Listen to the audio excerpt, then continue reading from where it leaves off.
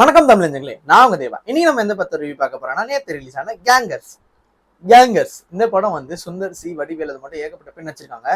இந்த படம் ஓடுமா ஓடாதா, சுந்தர் சி திருப்பி ஃபார்முக்கு வருவாரா மாட்டாரா நிறைய பேர் சொல்லியிருந்தாங்க. பட் ஆனால் அவர் எப்பயுமே ஃபார்ம்ல இருக்காருன்னு அவர் இன்டர்வியூ கொடுத்துட்டு இருக்காரு.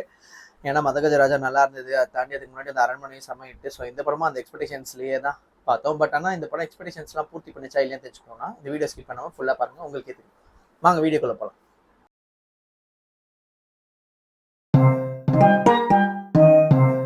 First gangers. இந்த படத்துல வடிவேலு, சுந்தர் சி, அதுக்கப்புறம் ஏகப்பட்ட காமெடி ஆர்டிஸ்ட் நடிச்சிருக்காங்க. அப்புறம் மைம் கோபி நடிச்சிருக்காரு. அது மட்டும் இல்லாமல் சேட்டா அவர் பேரு மறந்து போயிடுச்சு ஆக்சுவலா, ஹரிஷ் பெரடி சம்திங் அவரு. அதுக்கப்புறம் வந்து இன்னும் நிறைய பேர் நடிச்சிருக்காங்க, ஏகப்பட்ட பேர் நடிச்சிருக்காங்க. இதெல்லாம் தாண்டி கேத்ரின் தெரேசா நடிச்சிருக்காங்க. அவங்க ஒரு நல்ல ரோல் பண்ணியிருக்காங்கன்னு சொல்லலாம். ஆக்சுவலா இந்த படத்துல மெயினா நீங்க பார்க்க வேண்டியது என்னன்னா, ஒரு காமெடி படங்க. சுந்தர் சி படம்னாலே மூளையை கழட்டி வச்சுட்டு தான் போயிடணும்.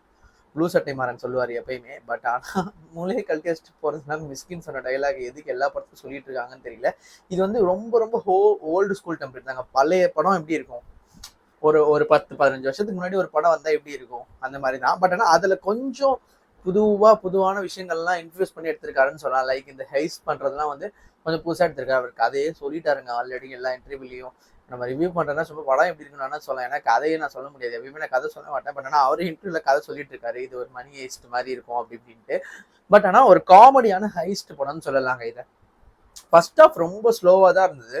காமெடிஸ் எல்லாமே கொஞ்சம் ஓகேஷா இருந்ததுன்னு சொல்லலாம். ஆனால் கிளைமேக்ஸில் டுவர்ட்ஸ் அந்த ஹைஸ்ட் போர்ஷன்ஸ் ஒரு 30 மினிட்ஸ் கிட்ட 30-40 மினிட்ஸ் கிட்ட செம்ம காமெடியாக இருக்கும்.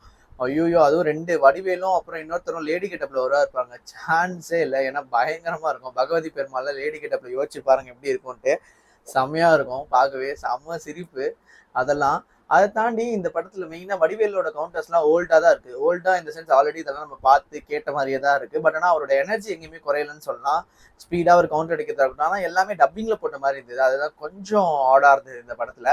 அதை தாண்டி சுந்தர் சி வழக்கம் போல இந்த படத்தையும் சக்சஸ் பண்ணிட்டாருன்னு தான் சொல்லலாம். ஏன்னா நானே எங்க வீட்டோட போய் அவங்களுக்குலாம் ரொம்ப பிடிச்சது, எங்க பாட்டிக்கெல்லாம் ரொம்ப பிடிச்சிருந்தது. வடிவேல் படம் செம்ம சிரிப்பா இருக்குன்ட்டு. பட் ஆனால் எல்லாருக்கும் பிடிக்குமா அப்படின்னு கேட்டீங்கன்னா கண்டிப்பா எனக்கு தெரிஞ்சு ஒரு 50-50 தாங்க என்னால சொல்ல முடியும். எல்லா ஆடியன்ஸும் பிடிக்குமான்றது எனக்கு தெரியல. சில பேர்லாம் பார்த்துட்டு என்னடா இதெல்லாம் இப்போ போய் எடுக்கிறீங்க அப்படின்ற மாதிரி ஃபீல் பண்றவங்க இருப்பாங்க. ஓகே, இப்போ எடுத்தா என்ன நல்லா தானே இருக்கு பார்க்க அப்படின்றவங்க இருக்காங்க. நான் வந்து செகண்ட் கேட்டகரி தான். இப்போ எடுத்தா என்ன நல்லா தானே இருக்கு பார்க்க, போர் அடிக்கல அந்த மாதிரி தான் எனக்கு தோணுச்சு. ஃபர்ஸ்ட் ஹாஃப் எடுத்தா ஸ்லோவா இருந்தாலும் செகண்ட் ஹாஃப்ல ஒரு ஃபிளாஷ்பேக் போர்ஷன் வந்து இன்னும் அதை ஸ்லோவாக்கிடுச்சு. அதை தாண்டி கிளைமேக்ஸ் ரொம்ப ரொம்ப சூப்பராக போச்சுன்னு தான் சொல்லுவோம். அதுக்கப்புறம் சர்ப்ரைஸ் கேமியோ இருக்கு. அது இல்லாமல் தலைவர் விஷாலை பத்தின ஒரு கவுண்டர்லாம் ஐயோ பயங்கரமா இருக்கும் ஒரு சீனு. அதெல்லாம் நீங்க தியேட்டர்ல பாருங்க, ஏன்னா செம்மையா இருக்கும். அதெல்லாம் தாண்டி இந்த படத்துல காமெடி சாங்ஸ் எல்லாமே கொஞ்சம் ஓகேஷா தான் இருந்தது. வேற என்ன சொல்றது இதை பத்தி எனக்கு தெரியல. ஏன்னா இதுல கதைன்னு பாத்தீங்கன்னா பெருசா இல்லை. நார்மலா ஹைஸ் பண்றதை வந்து எவ்வளவு காமெடியா சொல்ல முடியும்னு காமிச்சிருக்காரு. சம்மருக்கு ஒரு நார்மலான படங்க, நீங்க போய் தியேட்டர்ல பார்க்கலாம். 2 hours 40 minutes லென்த், அது கொஞ்சம் கம்மி பண்ணிக்கலாம் எனக்கு தெரிஞ்சிங்கன்னா. ஏன்னா அது கொஞ்சம் பெரிய ட்ராபேக்காக இருந்தது இதில். ஒரு 2 hours 20 minutes அந்த மாதிரி வச்சிருக்கலாம். ஃப்ளாஷ்பேக் போர்ஷன்லாம் கொஞ்சம் கம்மி பண்ணிக்கலாம். அதில் ஒரு பாட்டு வருது, அதெல்லாம் கம்மி பண்ணிருக்கலாம். அதை தாண்டி அதுக்கு முன்னாடி வர போர்ஷன்ஸ் ஃபர்ஸ்ட் ஹாஃப்லேயே கொஞ்சம் கம்மி பண்ணிக்கலாம். இந்த பில்டப் சீன்ஸு அதெல்லாம் கொஞ்சம் கம்மி பண்ணிக்கலாம் வடிவேலுக்கு. ஏன்னா அதெல்லாம் கொஞ்சம் அவுடேட்டட் ஜோக்ஸாக தான் இருந்தது. நம்ம முன்னாடிலாம் வடிவேலை பார்த்து பயங்கரமாக சிரிச்சிருப்போம். பட் ஆனால் இப்போது நம்ம எவால்வ் ஆனதுனால இதெல்லாம் நம்மளுக்கு பெருசாக ஜோக்காக எடுப்படலையா இல்லை என்னன்னு தெரியல. ஏன்னா அவர் பறக்கிறது, அந்த ஃபுட்பால் அது இதுன்னு கொஞ்சம் இதுவாக இருந்தது.